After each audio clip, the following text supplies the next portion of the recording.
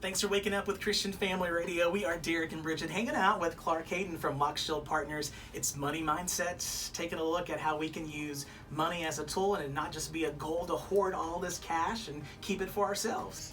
So Clark, debt is something that I think a lot of people struggle with. We don't understand it.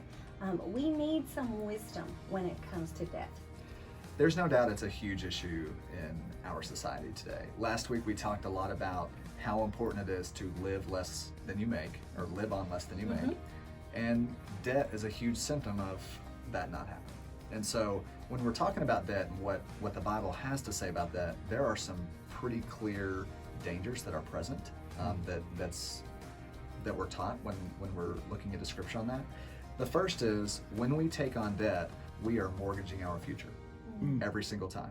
And so if we're looking at expanding our lifestyle over time, it's going to be really, really difficult to do that when we're committing future dollars to debt payments. Part of the reason that's an issue is because we're always paying debt with after-tax dollars. So every time you get a paycheck, you've got money going towards Social Security tax and Medicare tax and income tax, and then you're paying the debt on what's left over. So that's one big issue.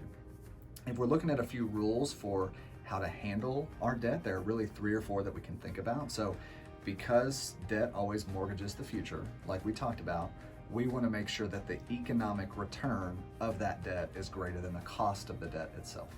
So for example, student loans may be an example of an acceptable type of debt to take on because the economic impact of a higher salary or a better job may be better than the debt or the interest itself, if that makes sense. Absolutely. A couple of other rules to keep in mind. If you're married, spouses must be in total agreement when taking on debt. That can be a huge issue when it comes to managing your resources if you're not in complete spousal unity there. And then lastly, if we're taking on debt, we want to make sure that we're not preventing God an opportunity to provide in another way. So that's good. is that very we have good. to really look in the mirror and think, is this the easy way out? Is this what we're really being called to do? Or is maybe God just directing us a different way?